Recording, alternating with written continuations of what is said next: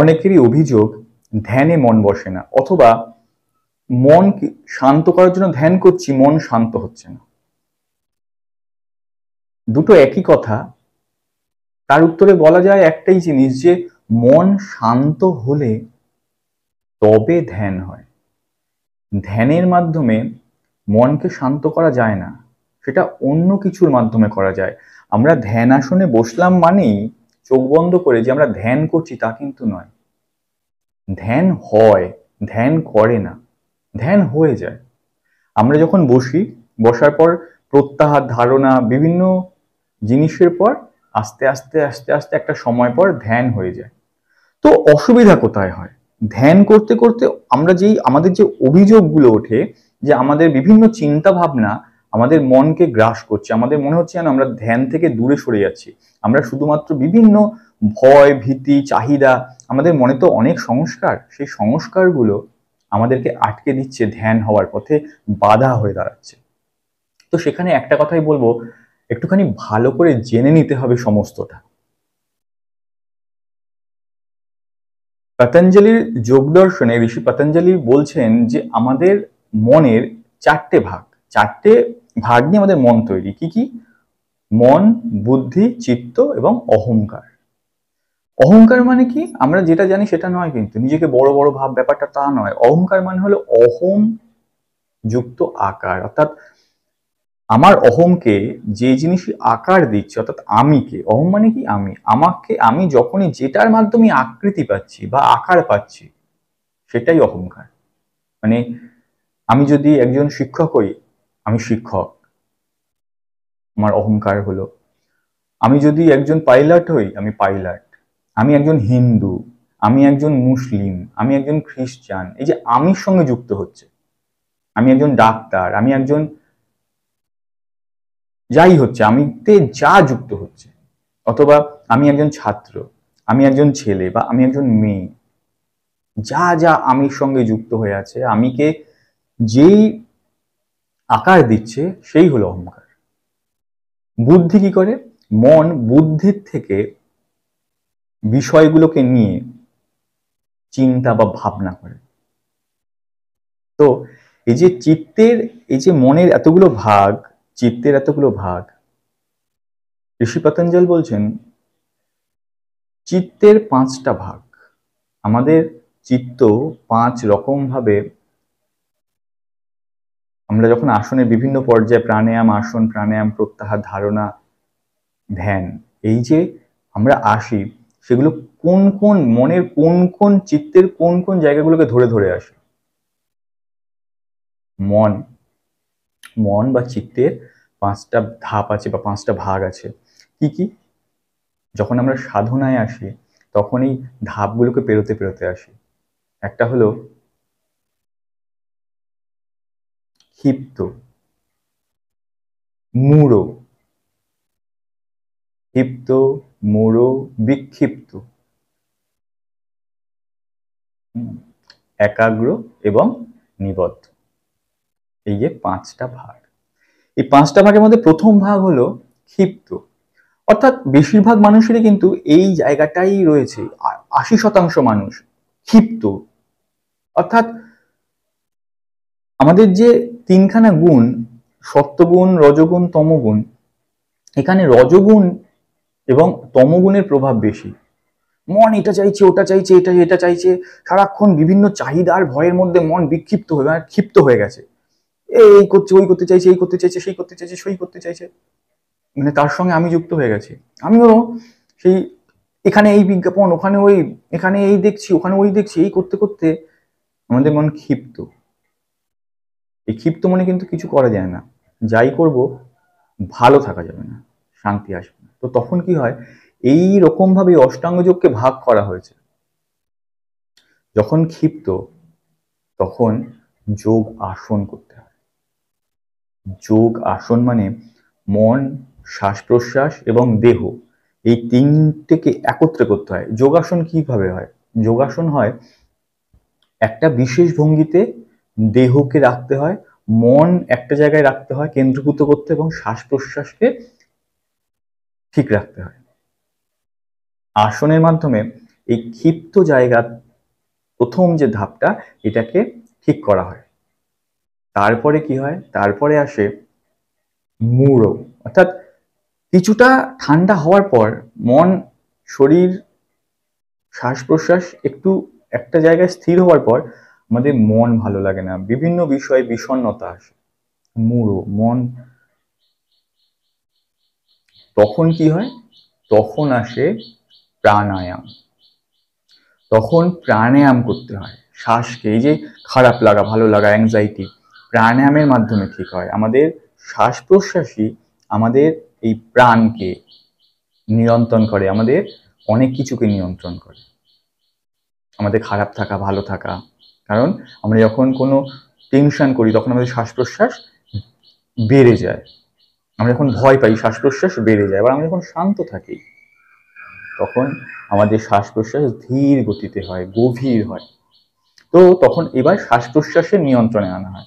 তো শ্বাস প্রশ্বাসের নিয়ন্ত্রণে কি হয়, এবার এই যে মূঢ় থেকে আস্তে আস্তে আমরা বেরোতে থাকি, মন খারাপগুলো থেকে আমরা আস্তে আস্তে নিজেদেরকে কন্ট্রোলে আনতে পারি। এরপর কি হলো, বিক্ষিপ্ত। এবার কি হয়, মনের চঞ্চলতা। এবার মন যে সংস্কার, এতদিনের যে সংস্কার আছে মনের মধ্যে, বিভিন্ন জিনিসের সংস্কার আছে, বিভিন্ন অনেক কিছু চাওয়া পাওয়া অনেক কিছু আছে, সেটা ভেতরে জমে আছে। তখন আমাদের প্রাণায়ামের পর যখন আমরা এবার এই যে ধ্যানের প্রথম পার্ট, এইখান থেকে ধরতে হবে আমাদেরকে। আসন প্রাণায়ামে এই যে আমাদের শরীরকে এবং মনকে যে ধীর স্থির করলাম একটা জায়গায় বসে, যাতে আমি বসতে পারি, মনকে যেন একটা জায়গায় ধরে রাখতে পারি, কিছুক্ষণের জন্য হলো, আধ ঘন্টা 1 ঘন্টার জন্য ধরে রাখতে পারি। এটা তৈরি হয়ে যাওয়ার পর এবার বিক্ষিপ্ত। এবার যখন আমরা চোখ বন্ধ করে আসন মানে ধ্যান করতে বসি, কোনো ধ্যান আসনে বসে যখন ধ্যানে বসি, যে ধ্যানে বসার পর এইটাকে আমরা এইখানেই আমাদের সংস্কারগুলো উঠতে থাকে, বিভিন্ন সংস্কার। তাই জন্য এখানে কি করা উচিত, এখানে সেই সংস্কারগুলোকে দেখা উচিত, যে আমার পর্যবেক্ষণ করা উচিত। এই জায়গায় দাঁড়িয়ে দেখতে হবে যে আমার মনে কি কি চাহিদার কি কি ভয়গুলো আছে। একদম যত আমরা ধ্যান করতে থাকবো, যত আমরা এই জায়গায় আমাদের সংস্কারগুলো আমরা দেখতে থাকবো, যে আমাদের অনেক আগেও চলে যাচ্ছি, অনেক ছোটবেলাতেও চলে যাচ্ছি, অনেক বছর আগের ঘটনাতেও চলে যাচ্ছি, আস্তে আস্তে 5 বছর আগের, 10 বছর আগের, 20 বছর আগের ঘটনাতে চলে যাচ্ছি। এখান থেকে অনেক কিছু মন অনেক কিছু তুলে আনছে। এখানে কিন্তু ছেড়ে দিলে হবে না, এখানে বসে মনকে একটা জায়গায় পর্যবেক্ষণ করতে, এবং যা যা যা যা দেখছি তার মধ্যে ঢুকলে হবে না, অহংকে তার সঙ্গে যুক্ত করলে হবে না, অহংকে এখানে আলাদা রাখতে হবে, অহংকে কিন্তু ছেড়ে দিতে হবে। অহং কে আর আমি আমার সঙ্গে যুক্ত করব না সেখানে। মানে কি, আমি ডাক্তার হয়ে দেখবো না, আমি ছেলে হয়ে দেখবো না, আমি কোনো ধর্ম বিশেষে দেখবো না, আমি কিচ্ছু হিসেবে দেখবো না, আমি শুধু পর্যবেক্ষক, আমার মনের পর্যবেক্ষক। তখন শুধু বসে দেখবো আমার মন কিসে কিসে যাচ্ছে, কোথায় কোথায় যাচ্ছে, কি কি ভয় পাচ্ছে, মনের মধ্যে কি আছে, সব কিন্তু মন এবার বের করতে থাকে। এটাকে বলা হয় প্রত্যাহার। এই যে আসন প্রাণায়াম প্রত্যাহার, এবার কি হবে, আমরা আস্তে আস্তে সেগুলোকে আমাদের থেকে দূরে সরাবো। সে যখন ভেতর থেকে বেরিয়ে আসছে, এবার আমরা আমাদের সহজ হবে সেগুলোকে দূরে সরানোর। আমরা বুঝতে পারবো এটা আমার ভয়, এটা আমার চাহিদা, এটা আমার লোভ, আমার মন কোনটা চাইছে, কোন বিষয়ে।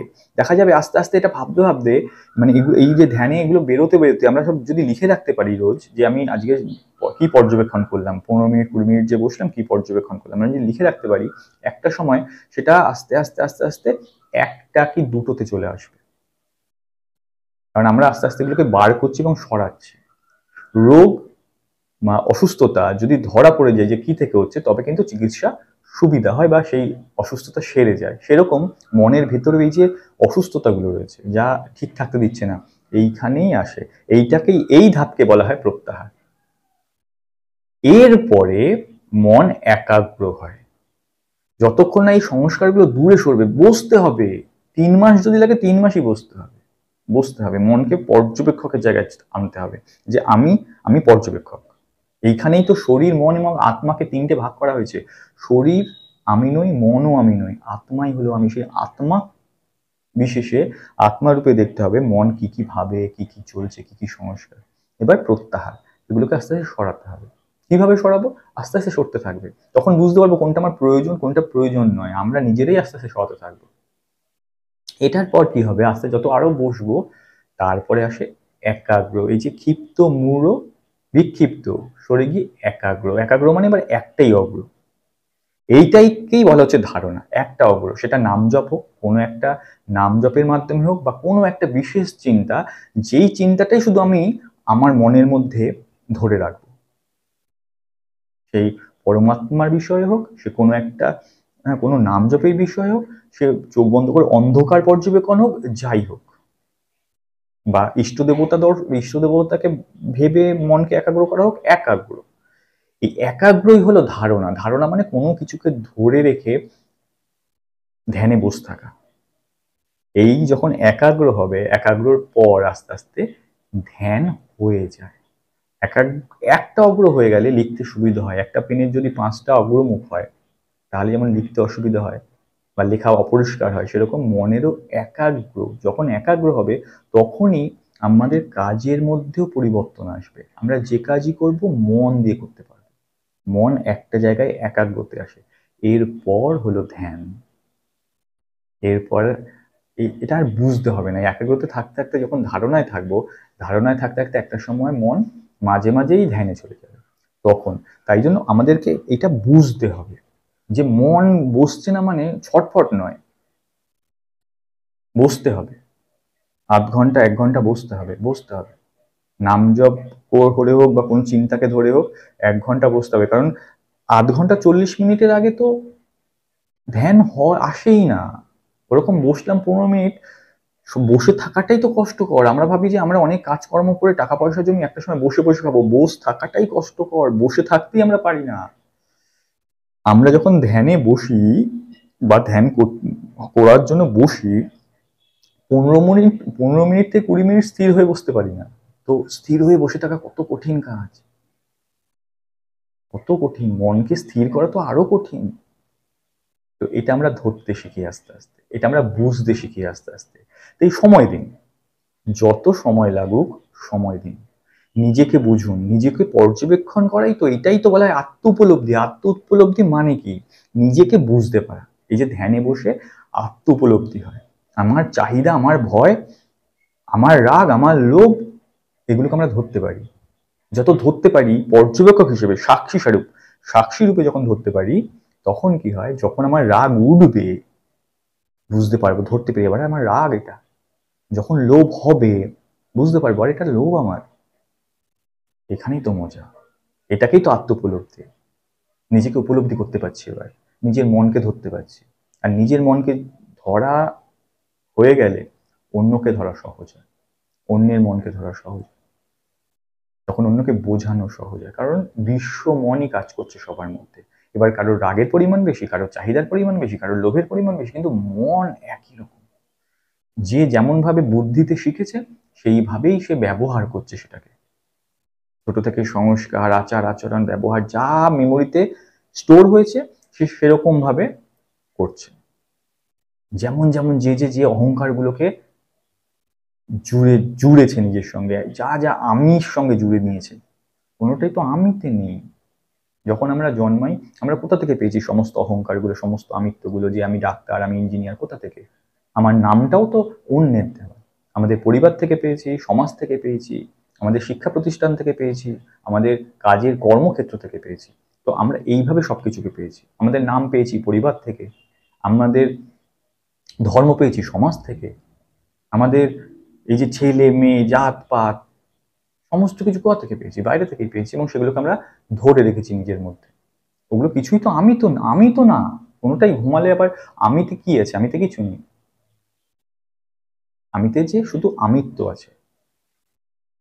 যে খায়, যে দেখে, যে বোঝে, যে হাসে, যে আনন্দ পায়, যে ভয় পায়, সেই আমিত্ব আছে। সেটাই আসল অহংকার। আর বাকি সব বাইরের জগৎ থেকে নিজেকে ভরেছি খারাপ রাখার জন্য, বা পরিচিতি গড়েছি যেগুলো, তো সেইগুলোতেই আমরা খারাপ থাকি। আমি শিক্ষক, আমাকে ছাত্র এরম ভাবে বললো, আমি বাবা, আমাকে ছেলে এরম ভাবে বললো। এরম ভাবে আমরা সমস্ত আমিগুলোকে জুড়ে রেখে খারাপ আছি। তো যাই হোক, সেরকম সমাজে চলতে গেলে আমিকে তো জুড়তেই হবে। তো এরম ভাবে ধরতে পারলেই, ধ্যানে আস্তে আস্তে নিজেকে ধরতে পারলেই সবকিছু সহজ হয় বুঝতে, জানতে। তো ধ্যানে বসুন, বসুন, মন বিক্ষিপ্ত হোক, মনকে ধরুন, মন বসবে না, অত সহজ নাকি মনকে কাবু করা? এত বছর ধরে রয়েছে, মনকে কাবু করা সহজ? ওই কিন্তু একবার ধরে ফেলতে পারলে, একবার যদি ভৃত্য বানানো যায় মনকে, কারণ আমাদেরকে মন চালাচ্ছে, আমরা মনের ভৃত্য হয়ে গেছি। যেদিন আমাদের ভৃত্য বানাতে পারবো মনকে, মনকে দিয়ে সব করাতে পারবো। যেমন এই হাতটা যদি সারাক্ষণ এরকম নিজের মতন করে করে, নিজের মতন এরকম নড়াচড়া করে, হাতটাকে দিয়ে কোনো কাজ করাতে পারবো? সেরকম মনটাও তাই, সারাক্ষণ নড়াচড়া করছে, সারাক্ষণ। স্থির হলে, আমার কবজায় আসলে, তারপরে তো এটা দিয়ে বই খুলতে পারবো, লিখতে পারবো, খেতে পারবো, সমস্ত কিছু আমার হাতটা যেমন করাতে পারবো, মনকে দিয়েও করাতে পারবো। সহজ হবে। ভালো থাকবেন, সুস্থ থাকবেন। নমস্কার।